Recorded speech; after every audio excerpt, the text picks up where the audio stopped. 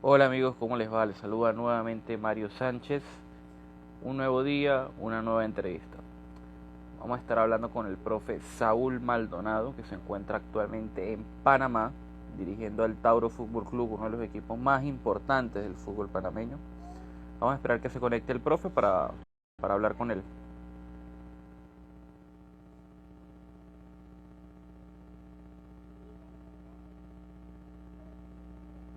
Ok, aquí ya se conectó el profe. Vamos a invitarlo para que se una lo más pronto posible.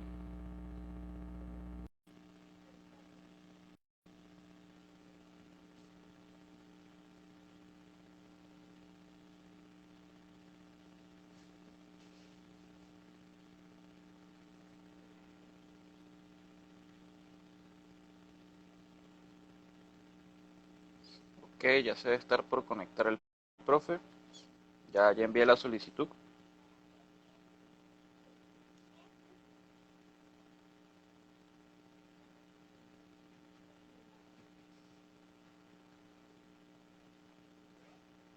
Ok, esperemos un segundito, un poquito de paciencia, por favor.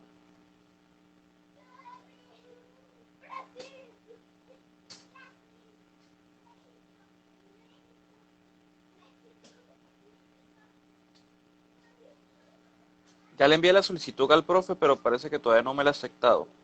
Vamos a ver qué podemos hacer para solucionar esto y tener al profe lo más pronto posible.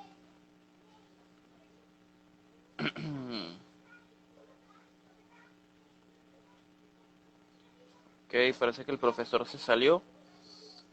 Vamos a escribirle por otro lado para solucionar esto y tener al profesor Saúl Maldonado lo más pronto posible por aquí en este Instagram Live. Vamos a ver. Ok, vamos a invitarlo otra vez.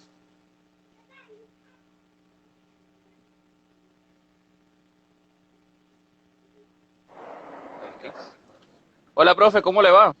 Hola Mario, ¿cómo estás tú? Un gusto saludarte. Bien, profe, gracias a Dios. Cuéntenos un poquito cómo le está pasando por allá con este problema, con esta cuarentena, este encierro que nos tiene a todo el mundo.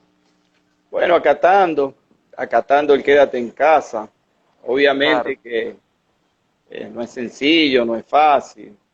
Sabe que uno cuando está en el fútbol todos los días y te lo quitan con una razón muy válida, muy valedero, el quédate en casa, pero tú lo extrañas y tú sientes como esa sensación, ese cosquilleo de querer estar dentro de una cancha. Pero hay que darle prioridad al quédate en casa para que todo esto pase rápido y volvamos a la normalidad en la brevedad posible. sí, esa es la idea, que la gente tome conciencia, que se quede en casa y evitar que esto se propague aún más y lo más pronto posible podamos solucionar este inconveniente, estar de vueltas a nuestras vidas normales y cotidianas. Profe, para hablar un poquito de sus inicios futbolísticos, ¿qué nos puede contar de cómo era usted de joven y su relación con el fútbol? Y me imagino también la influencia de su familia, de Carlos Fabián, su hermano, que también se dedica a esto. Bueno, tú sabes que el fútbol en nosotros llegó temprano. Somos una familia uruguaya, futbolística, y en Uruguay a los 5 o 6 años estás metido en una cancha jugando lo que se llama baby fútbol, que son 7 versus 7, como en una mitad de cancha de hoy día.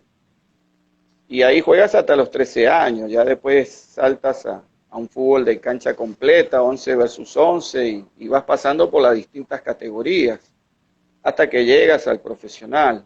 En el caso mío, como futbolista, llegué a profesional, pero no de primera división, de segunda división.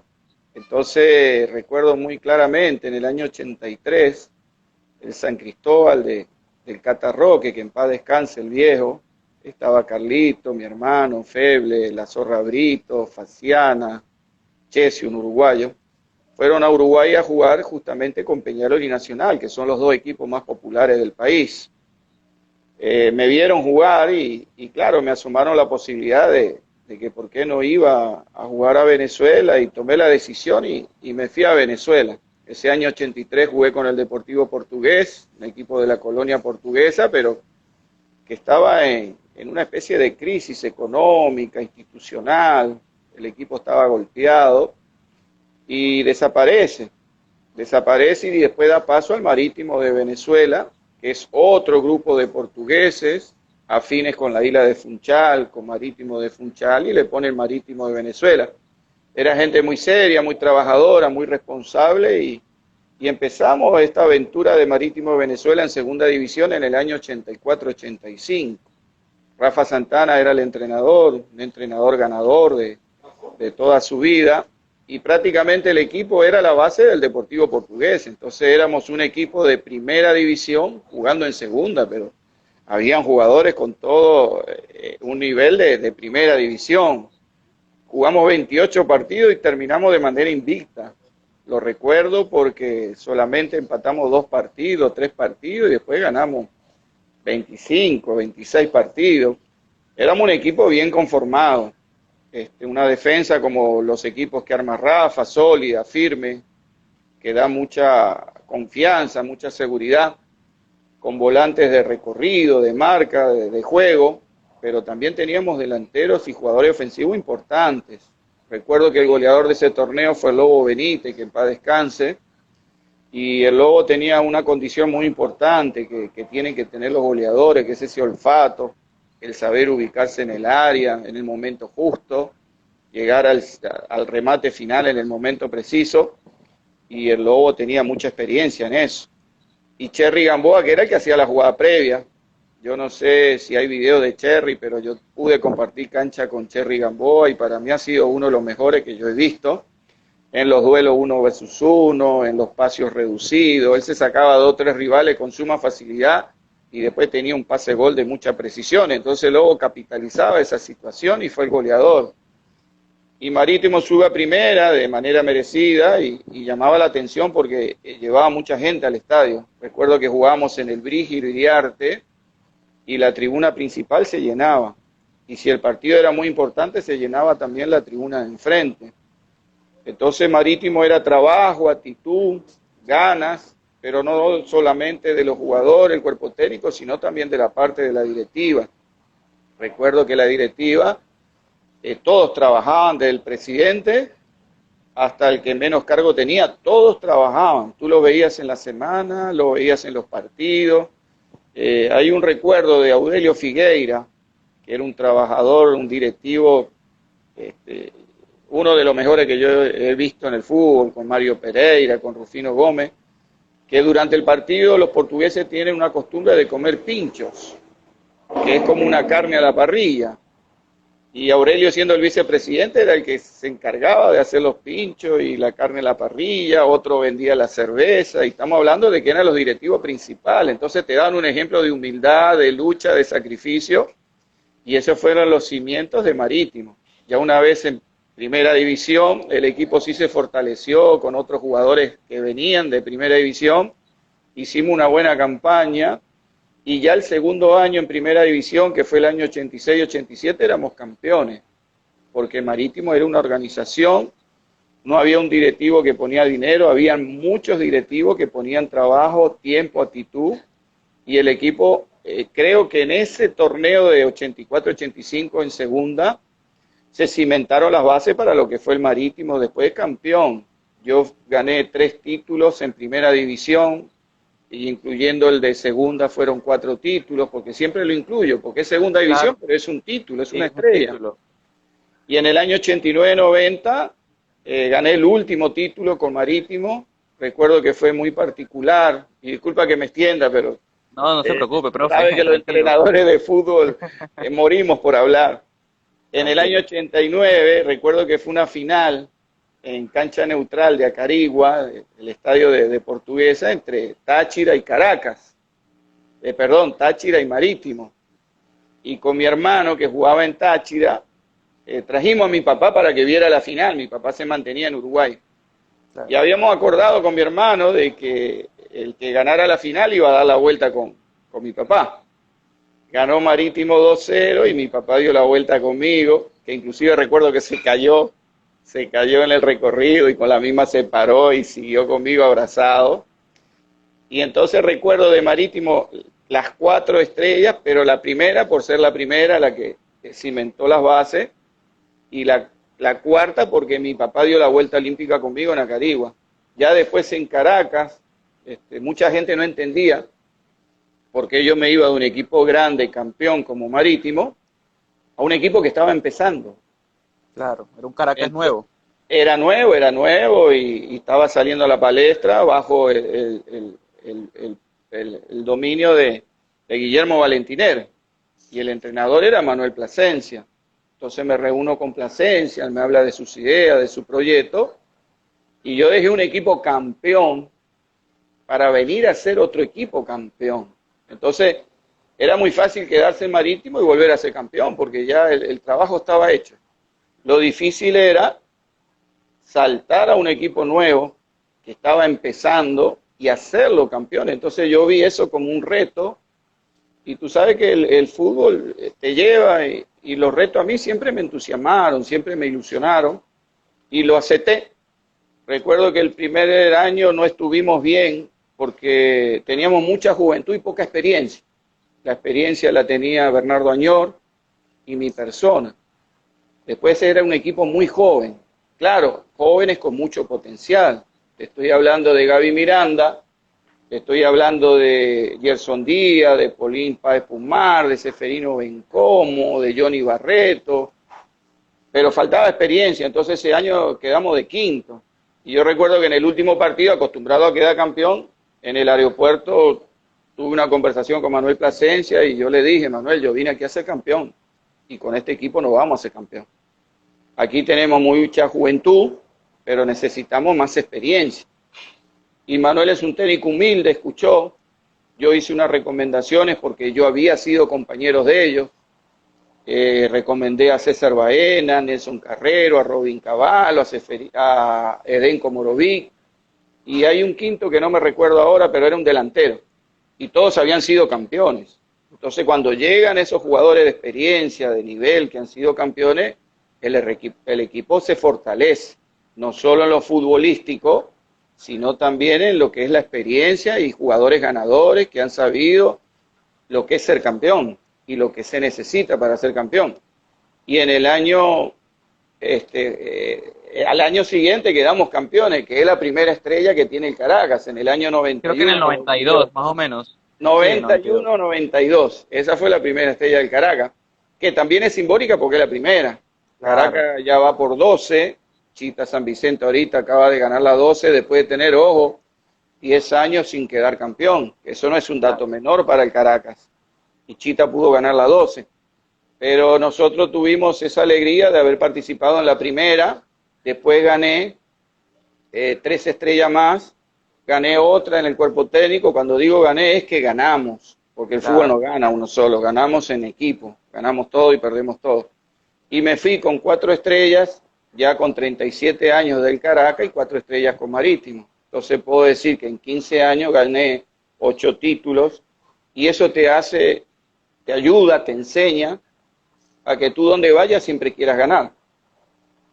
Claro, profe, eso es muy importante, un currículum impecable y eso que solo estamos comenzando en la etapa de jugador. También me gustaría que me comentara un poquito aquellas experiencias en la Copa Libertadores. Con Marítimo tuvo la oportunidad de jugar una en el año 88 aproximadamente. Le tocó en ese momento enfrentar equipos chilenos, Colo-Colo, y creo que el otro era la Universidad Católica de La Chile. universidad. Y también con Caracas luego tuvo la oportunidad de jugar un par más de Libertadores. ¿Qué experiencias guarda de aquellos momentos tan bonitos en donde ya se competía a otro nivel con un roce internacional distinto al que se viene acostumbrando normalmente en el fútbol venezolano? La Copa Libertadores eran esos partidos especiales. Una cosa es jugar a nivel local y ser campeón a nivel local, y otra cosa ya es enfrentar una Copa Libertadores. Recuerdo que Colo-Colo era un equipo importante, como hasta ahora en Chile, y Universidad Católica también. Tenían muy buenos equipos. Y pudimos hacer una Libertadores aceptable. Uno siempre con la intención de ganar, de hacer cosas importantes. Hicimos buenos partidos, pero no pudimos lograr el objetivo, que era clasificar.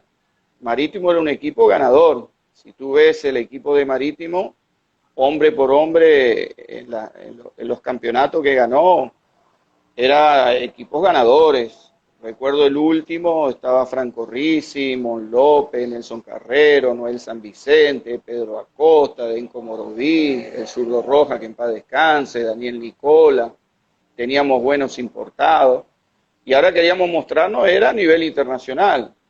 Entonces fue una Libertadores bien interesante, bien digamos, De dentro de lo que eran aprendizaje. nuestras posibilidades, sí.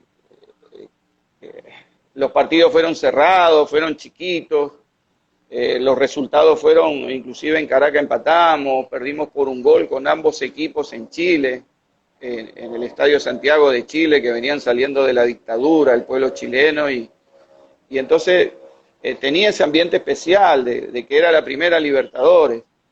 Ya después, con Caracas, la primera Libertadores fue enfrentando a los equipos peruanos, que jugamos contra Alianza y jugamos contra Sporting Cristal, que inclusive a Sporting Cristal le ganamos en Perú 1-0, que fue un partido muy memorable por lo táctico, por cómo se comportó el equipo y ganó sufriendo, pero ganó, y en definitiva lo que cuenta en el fútbol es ganar.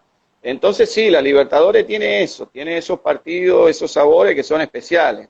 Recuerdo también una Libertadores que no me fue tan bien, me voy a extender un poquito aquí. Tú sabes que los morochos nacieron en el año 94. Sí, Y Javier y Andrés. entonces, como son dos, en la noche yo tenía que pararme a ayudar a mi esposa. Mi Claro. esposa no Se podía con los repartían el trabajo. Es correcto. Entonces yo fui acumulando un cansancio y como yo era el capitán y yo siempre quería estar y quería darlo todo con el equipo, quería dejarlo todo, yo no avisaba de mi cansancio, ni avisaba tampoco por qué era. Y ya cuando llegó esa Libertadores, recuerdo que fue con el equipo paraguayo, era Ese Olimpia fue de el Paraguay, 95, creo. exacto, contra el Olimpia de Paraguay y con Cerro Porteño. Lo más grande de Paraguay. Y el fútbol paraguayo tiene una virtud, tú te equivocas y te hacen el gol. No necesitan 3 errores, 4 errores para hacer un gol. Ellos con un solo error lo capitalizan y perdiste el partido. Y yo recuerdo que esa Libertadores, yo cometía errores y era gol de los equipos paraguayos. Pero cometía errores porque estaba cansado, tenía un agotamiento físico ya de 8 o 9 meses, que quizás yo más inteligente lo hubiese anunciado y buscamos alternativas. Pero como yo siempre quería estar, no dije nada, me lo tragué, me lo guardé, pero obviamente que me pasó factura con 32 años. Y me sacaron del Caracas diciendo que yo estaba viejo.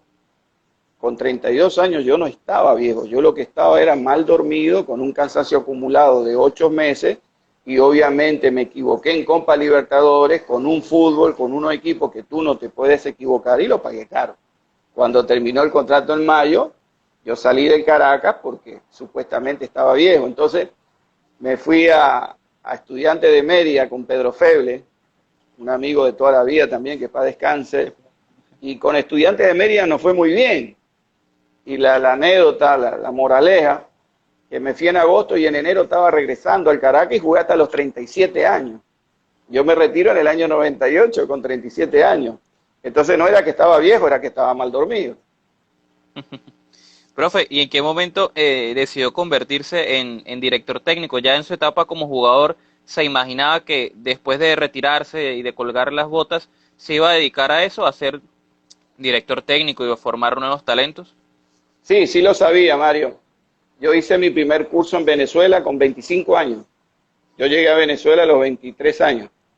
Con 25 años yo ya había hecho mi primer curso. Y así sucesivamente. Y 2 o 3 temporadas antes de retirarme yo ya era entrenador nacional. Tú sabes que tienes que hacer 5 cursos. El D, el C, el B, el A y el nacional. Recuerdo que el nacional estuvimos un mes en el estadio Giuseppe Antonelli en Maracay, concentrados, y había una banda extraordinaria, que después muchos de ellos terminaron siendo entrenadores a nivel local y a nivel internacional.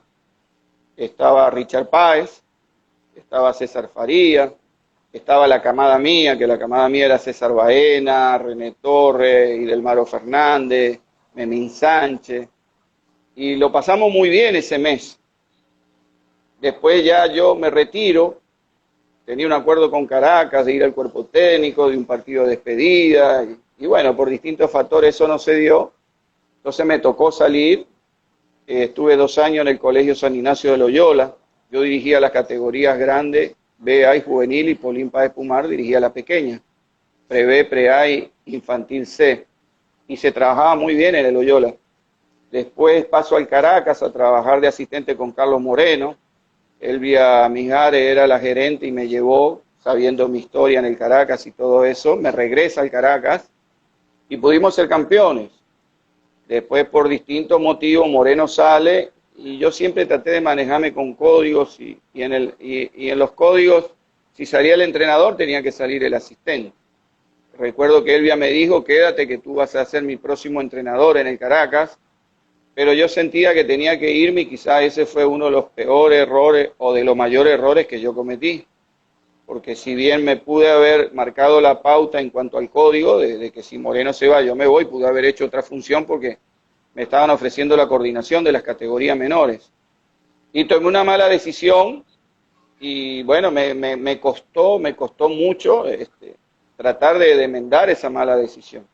Ya después empiezo a dirigir de manera individual, pero no eran las mejores opciones y agradecido a todos los equipos en que trabajé en cuanto a tener un equipo estructurado para pelear un campeonato. Si yo repaso mi trayectoria, no me tocó dirigir un equipo como Caracas o como Táchira, que tú sabes que claro, está el perfil del equipo para ser campeón. No me tocó, entonces también agarré 2 o 3 equipos que estaban peleando descenso y los pude salvar de descenso. Entonces, hasta en cierta forma se me etiquetó de ser un entrenador que salvaba equipos de descenso. Pero yo siempre esperando la oportunidad de dirigir equipos de perfiles grandes, de esos que a ti te exijan, profe, usted tiene que ser campeón porque tiene el equipo para eso. En Caracas no se me dio esa oportunidad. Después fui 2 años a trabajar con Carlito, mi hermano. En Táchira, jugamos la final con Zulia y al año siguiente estábamos los dos trabajando en Zulia. Ambas veces me llamó Tauro, de aquí de Panamá, pero yo estaba con Carlito, estaba en Táchira, estaba en Zulia, yo tenía un compromiso, lo tenía que cumplir, entonces tuve que decir que no. Ya cuando me llaman por 3.ª vez, veníamos saliendo de Zulia, yo estaba esperando una oportunidad para volver a dirigir y me salió la oportunidad y no lo pensé, porque Tauro en Panamá cumple esas características de Caracas y Táchira en Venezuela que usted anda buscando. Exactamente. Entonces, bueno, por cosa del destino, porque el fútbol, uno a veces cree que el fútbol es el que lo lleva, que uno lleva al fútbol y tú eliges el camino y tú le dices al fútbol yo quiero ir por aquí, yo quiero ir por allá, y a veces el fútbol no es así, más bien es el fútbol el que te va llevando a ti, y en el caso mío el fútbol me fue llevando. Tuve muy buena participación a nivel de jugador, siendo campeón muchas veces.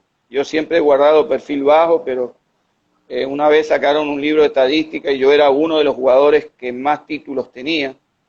Como entrenador yo pensé que las oportunidades iban a llegar para pelear campeonato, no fue así. Y después de tantos años de dirigir, las cosas de fútbol me trajo a Panamá y en Panamá sí he sabido lo que es ser campeón. Y entonces estoy contento, estoy tranquilo, estoy feliz y aquí estamos. Ya con el Tauro entiendo que han ganado un par de títulos en el torneo panameño. Y cuéntenos un poquito, ¿qué tanta es la diferencia entre el fútbol panameño y el fútbol venezolano? Y también para que nos hable un poquito su cuerpo técnico, que también entiendo que es venezolano, con la presencia, por ejemplo, de Rafa Meavitali. Sí. Tauro es un equipo aquí en Panamá de los que llaman grandes.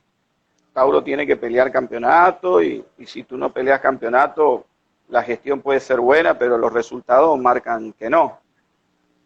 Cuando llegué el equipo estaba de último y lo pudimos levantar porque tenía buenos jugadores, lo que no tenía un grupo unido, un grupo sólido, una idea de juego. Y mejoramos unos aspectos defensivos porque Tauro hacía goles, pero también le marcaba goles. Tauro hacía 2 goles, pero le marcaban 3. Era el equipo más goleado, por eso estaba de último. Empezamos a trabajar la parte defensiva, empezamos a mejorar, empezaron a llegar los ceros, mantuvimos el arco en cero en 9 partidos. y mantuvimos esa media de goles a favor. Entonces nos fuimos subiendo en la tabla, nos coleamos en la semifinal, nos coleamos en la final y la ganamos, pero la ganamos merecidamente. Al año siguiente perdimos 3, 4 jugadores que eran importantes y no los pudimos reemplazar. Edwin Aguilar está en esa plantilla, el que estuvo tanto tiempo en el Edwin fútbol Aguilar, venezolano. sí, Edwin Aguilar fue el goleador de ese Claro, equipo cuando ganamos la 14, esa fue la primera, la 14. Edwin era el capitán y el goleador. Se nos fue para se fue a Colombia. Cartagena. Exacto, se fue para Colombia, después Chuito González se fue para Colombia, teníamos un central muy bueno, Chará se fue para Colombia, se nos fueron 4 piezas fundamentales que no pudimos sustituir, entonces el equipo llega a semifinal y queda eliminado por un gol, o sea que nos faltó un gol para llegar a la final. Y ya este último torneo volvimos a quedar campeones y ahí ganamos la 15, con otro perfil de equipo, un equipo más táctico, de más trabajador, más luchador, más bregador, más actitud. Y nos fuimos metiendo hasta que pudimos lograr la 15. Entonces hemos ganado la 14 y la 15. Para este torneo que se acaba de suspender, tú sabes que ya en Panamá se suspendió el fútbol. Ya Sí. nosotros tenemos 3 semanas que no entrenamos y el torneo de apertura está suspendido. Entonces armamos un equipo más joven. En Venezuela tenemos 12 años, 13 años trabajando con el juvenil de la regla. Yo recuerdo haber trabajado con Tomás Rincón. Ya Tomás Rincón tiene 32 años. Entonces aquí tratamos de imitar lo que hacemos en Venezuela. Darle participación a los juveniles, porque también hay una situación, Mario, que hoy se está manejando a nivel internacional, que antes valían los jugadores de experiencia, y esto lo digo con mucho respeto, eran los más buscados, los que más dinero ganaban, eran los jugadores más tentativos en los mercados, pero ya ahora no, y ahora los jugadores más buscados son los jugadores jóvenes, de 18, de 19, de 20 años, porque son los que te pueden dar una proyección de ser una futura venta, y sería ingresar un recurso importante al equipo para que se siga autofinanciando. Y tú apuestas a 3, 4 jugadores de experiencia, pero el resto de la plantilla está integrado en su mayoría por jugadores jóvenes. Entonces, dentro de ese perfil de equipo joven, íbamos bien, estábamos bien, pero bueno, nos tocó el tema de la pandemia, del coronavirus, y por supuesto hay que respetarlo, y ya iniciaremos cuando toque. En el fútbol panameño están apostando mucho por los técnicos venezolanos, o por lo menos con orígenes en el fútbol venezolano, como es su caso. También está el profe Fran Perlo. En su momento en el Alianza estuvo Nino Valencia, y el técnico de Costa del Este también es venezolano, no se me pasó el nombre ahorita mismo. ¿Por qué cree que en el fútbol panameño están apostando tanto por entrenadores con ese pasado por el fútbol venezolano? El técnico venezolano que tú dices, Sánchez, Ángel Sánchez, Ángel Sánchez. que cuando ganamos la 14, la final fue contra el Costa del Este, que él dirigía. Y no te respondí del cuerpo técnico mío, sabes que está Rafa Meavitali. Rafa es un jugador que tenemos una gran amistad porque él debutó conmigo en una Libertadores en que no era Libertadores, sino pre-Libertadores. Estaba Chivas, estaba América de México, estaba Trujillano y estaba Caracas por Venezuela. Y Rafa debutó conmigo con 18, 19 años. Entonces, claro, hicimos una gran amistad. Y lo que te comentaba, las cosas del fútbol. Mis hijos, los morochos, Javier y Andrés, debutaron con Rafa. Entonces son esas anécdotas, esas historias que quedan de Rafa haber debutado conmigo y después mis hijos debutaron con él.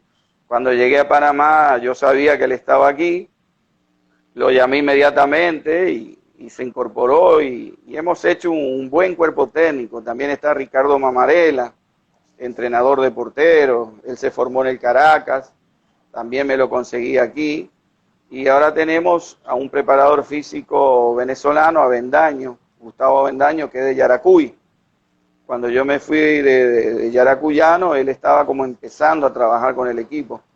Entonces somos 4 venezolanos. ¿Por qué buscan los entrenadores venezolanos? Porque el entrenador venezolano está preparado. Perlo es un entrenador joven que se preparó. Ángel Sánchez es un entrenador joven que se preparó. Ahora está Infante en Costa del Este, que también es un entrenador que se preparó. En su momento estuvo Nino Valencia. Entonces apuntan a eso. Aquí la mayor parte de los entrenadores son extranjeros, o son venezolanos o son colombianos. Panameños creo que hay 2 en 10 De equipos. 10. Porque claro, todavía tienen que abrirse ese espacio, tienen que convencer a los directivos, convencer a los equipos, y tú sabes que el fútbol de hoy es de resultado. Entonces a los equipos le ha ido mejor con entrenadores venezolanos, colombianos, y siguen en esa tónica. Otra cosa que también ha pasado, por ejemplo, en el último mercado, es que los futbolistas panameños están yendo al fútbol venezolano, digamos que con más frecuencia. Por ejemplo, el Deportivo Lara apostó hasta por 3 jugadores, todos sus extranjeros siendo panameños. ¿Usted cree que le va bien al futbolista panameño ir al fútbol venezolano como trampolín para sus carreras? Sí, sí, futbolista panameño tiene muy buenas condiciones. Leo González jugó conmigo en el Caracas, y Leo, sabiendo que yo estoy aquí, él me llama y me pide que le recomiende jugadores. Este semestre me llamó y me pidió que le recomendara 3 jugadores atacantes. Como ya uno los conoce a todos, y Leo Claro. es muy amigo mío, yo le doy buenas recomendaciones. Y afortunadamente a los 3 muchachos le ha ido bien. Uno, por cierto, se llama Ángel Sánchez. Yo en su momento lo Exxon quise Sanz traer. y Pimentel. Exacto. Lo quise traer para Tauro, pero no se dio. Sanz lo enfrenté. Pimentel lo quise traer, pero no se dio. Entonces, cuando Leo me llama, yo sabía qué clase de jugador le estaba recomendando, y son buenos profesionales y buenas personas, y estoy seguro que le va a ir muy bien. Después me llamó Morotti, presidente yaracuyano. Quedamos con una Claro. buena amistad con Morotti. Recuerda que un equipo de pueblo lo llevamos a jugar Copa Sudamericana contra Liga de Quito. Freddy Góndola jugaba conmigo en Tauro, pero para hacerle espacio a los jugadores jóvenes tuvimos que prescindir de él, pero él es un buen jugador, y cuando Morotti me dijo que quería un volante, segunda línea, por banda, con cierta característica, yo dije, el ideal aquí es Freddy Góndola. Y después llevaron a Edgar Góndola, que es un excelente central, en su momento también lo quise traer a Tauro, y le di muy buenas referencias de él. Donde sí no di referencia fue a Camargo, que Táchira lo contrató directamente porque ya lo conocía, Ya y a, estuvo en Mineros un par de veces. exactamente, y a Cos, un delantero que tiene Quique en Aragua, En pero en Aragua. los otros fueron Bastante. 7 panameños, en los otros 5, si se quiere, yo tuve cierta participación. Ahora yo lo hago por ayudar a los amigos míos, a Morotti de Yaracuyano, a Leo de Leo. Lara, pero también para ayudar a los jugadores, Mario, porque aquí en Panamá hay muy buen nivel de jugadores. Lo que no tiene Panamá son buenos empresarios. Entonces, hay buenos jugadores, pero no hay buenos empresarios, entonces los empresarios nos sacan los jugadores. Yo estoy seguro de que este talento en Venezuela, en Argentina, en Uruguay, estarían jugando en otras latitudes, pero como en Panamá no tenemos buenos empresarios, el talento se queda aquí. En todo lo que yo pueda ayudar a la gente de fútbol amiga y a los jugadores panameños, yo lo voy a ayudar, y de manera desinteresada, porque yo no quiero nada para mí. Inclusive hay 2 de ellos que no saben que fui yo que lo recomendé, porque a mí no me interesa aparecer. A mí lo que me interesa es ayudarlos a ellos, porque son buenas personas, te repito, buenos profesionales y buenos futbolistas, y ayudar a la gente que me llama para pedirme que los ayude, pues. Claro. Un saludo también a Daniel Blanco, que se está conectando por aquí, exjugador que ahorita está en el cuerpo técnico también de Costa del Este. Profe, me gustaría preguntarle qué significan para ustedes sus hijos, Andrés, Javier, también defensores centrales, y sin duda me atrevo a decir que, por ejemplo, en el torneo pasado son top 5 en los defensores centrales del fútbol venezolano. Sí, primero somos una familia de fútbol. Empezamos mi hermano y yo con 5 o 6 años, después llegó Giancarlo, después llegaron los morochos. Somos una familia de fútbol. Yo tengo muchos años con mi esposa, y mi esposa no era de fútbol y la hicimos de fútbol. Cuando estamos aquí en Panamá solo, hablamos de fútbol, y ella va a los partidos, ve los partidos conmigo, y es impresionante cómo ha aprendido y cómo ahora maneja la parte táctica, porque te hace comentarios que son importantes y acertados, cuidado. Para mí es una alegría. Yo creo que más felicidad y más bendiciones yo no pude haber recibido. Primero, yo ser futbolista en Venezuela, después ser entrenador, porque cuando a ti te gusta ser entrenador, eso es para ti, tarde o temprano, eso es para ti. Yo me preparé y fui campeón después de 18 años dirigiendo. Había sido campeón con Carlos Moreno en el cuerpo técnico y había logrado otros objetivos, Sudamericana, Libertadores, pero campeón no, ahora sí. Y ver a mis hijos, que de los 4 años les gusta el fútbol, que se formaron en la familia del San Agustín del Paraíso, que ese es un colegio que te forma bien académicamente y futbolísticamente, que integraron la selección de Venezuela sub-15, sub-17, sub-20, que después se hicieron jugadores profesionales y que ahora cada uno de ellos sigue su camino para triunfar y luchar. Mira, es una bendición del fútbol. Yo creo que más orgulloso de mis hijos, no porque sean mis hijos, sino porque sé del esfuerzo que han hecho. Recuerda que ellos también son profesionales, se graduaron de comunicador social. No es fácil estudiar y entrenar, yo lo vi, yo lo viví, lo sentí junto a ellos. Entonces, muy contento y muy feliz de que ambos hayan seguido en el fútbol, pero porque les gusta a ellos, no porque yo era su papá. Y ojalá que los dos tengan éxito y triunfen porque realmente se lo merecen. Bueno, profe, ya para ir cerrando, me gustaría que nos contara un poquito cómo considera usted que es el Tauro Fútbol Club tácticamente, a qué juega, qué es lo que más le pide a sus jugadores que hagan en los partidos allá en la primera división de Panamá. Mira, aquí en Panamá el fútbol tiene cualidades. Aquí en Panamá se corre mucho. Aquí en Panamá el que no corre no juega. Y no solo que se corre, que se hacen recorridos largos. Y se hacen recorridos largos a intensidades altas.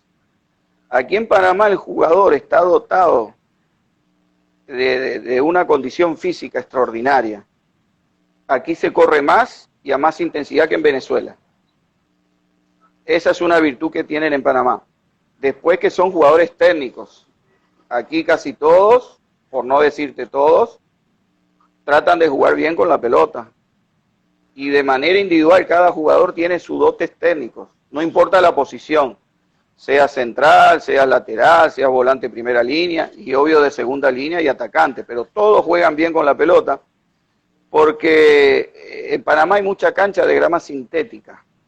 Tú sabes que cuando tú eres pequeño y te formas en grama sintética y no tienes que pelear con el campo, no tienes que pelear con la pelota, la técnica es más depurada, que distinto a cuando te formas en una cancha de tierra, en una cancha de lo que sea, menos de grama sintética. Entonces, esa es otra virtud que tiene el jugador panameño, que es técnico y la parte física. Donde tenemos que trabajar más es en la concentración y en los planes tácticos, que ahí el fútbol en Venezuela sí está mejor que el panameño. El futbolista venezolano tiene más concentración durante los 90 minutos y eso lo pudimos ver a través de la selección, de la Vinotinto. Como antes nos hacían goles muy sencillos, muy fáciles y como ya ahora cuesta hacerle un gol a Venezuela. Y después los planes tácticos, si bien los entienden y los desarrollan, no los mantienen durante un tiempo prolongado. Entonces son las cosas que estamos trabajando. Estamos trabajando la parte de la concentración. A mí me han hecho goles, y esto te lo comento a ti, lo hago público, porque son conversaciones de fútbol. Yo ya la he tenido con mis jugadores. Que antes del partido yo le digo, fulanito, usted marque a fulanito. Y al minuto 1 me hace el gol, el fulanito. Porque el jugador mío se fue del partido, se desconcentró y se olvidó marcarlo. Entonces, esas son las cosas que tenemos que mejorar. Pero también que cuando mejoremos eso y los planes tácticos se apliquen por más tiempo, Panamá va a dar mucho de qué hablar porque son muy buenos jugadores. Y esas son las fortalezas que tienen. Creo yo que los años a ti te van madurando, te van haciendo cambiar en la marcha, te van haciendo resolver problemas. Yo cuando empecé a dirigir era muy, muy tajante, muy soberbio, muy de mis ideas y nadie me cambia, nadie me mueve porque la razón la tengo yo y yo soy el que sabe más que todos. Y me estrellé. Ahora no. Ahora la palabra resiliencia vivo con ella y actualización. un entrenador hoy día tiene que estar actualizado y tiene que ser resiliente para poder tener éxito. Y aquí en Panamá, una ventaja que traje yo por la experiencia de haber dirigido en Venezuela, que todo lo que me tocó vivir aquí, yo ya lo viví y ya tengo la respuesta, porque lo viví en Venezuela. Entonces, mis respuestas son automáticas, mis soluciones son rápidas, los jugadores me interpretan, y después sí, ya los manejo. Esto se lo aprendí a Plasencia, que Plasencia veía por el jugador, pero también veía por la persona, y cómo va a ser la persona, y el futuro de la persona, y los hijos de la persona, y me involucré mucho en ese tema, y aquí los jugadores siento que me aceptan, que me respetan, que les gusta el trabajo, que cuando tengo que ser duro y regañar y hablar fuerte lo hago, pero también cuando tengo que ser un padre para ellos lo soy, y eso hace que uno también mejore como entrenador y como persona, Mario. Ya hoy día el fútbol no es solo ir con el jugador a la cancha, dirigirlo, tú te vas para tu casa y yo me voy para la mía. No, ya ese fútbol no existe, ya ese tipo de entrenadores no existe, ahora tienes que involucrarte en todo. Bueno, profe, aquí le mando saludos Johnny Pérez, entre otras personas que se han conectado en toda la transmisión que hemos tenido, pero no me gustaría cerrar esto sin consultarle sobre un tema que surgió, creo que después del segundo título de Tauro, hubo una especie de rumor de que usted podría ser considerado para ser el seleccionador de la selección, valga la redundancia, de Panamá. ¿Qué tan cierto es eso y qué pensaría usted sobre dirigir a la selección de Panamá? Fíjate, Mario, eso fue parte de la prensa. Yo me mantengo al margen porque hay un entrenador en la selección, que es el Tolo Gallego. Y yo siempre respeté código, siempre manejé código y yo no quiero hablar de ese tema porque la selección tiene un entrenador. Pero claro, los resultados no han sido los mejores, entonces está el área de la prensa. Aquí hay muchos programas de televisión, hay muchos periodistas y claro, no están conformes con el desempeño de la selección y empezó el rumor. Obviamente ese rumor sale de algún sitio y ese sitio es de donde se genera el fútbol, pues. Pero yo trato de mantenerme al margen de eso. Me enfoco en Tauro, me enfoco en mi equipo, en los objetivos y la selección tiene su entrenador.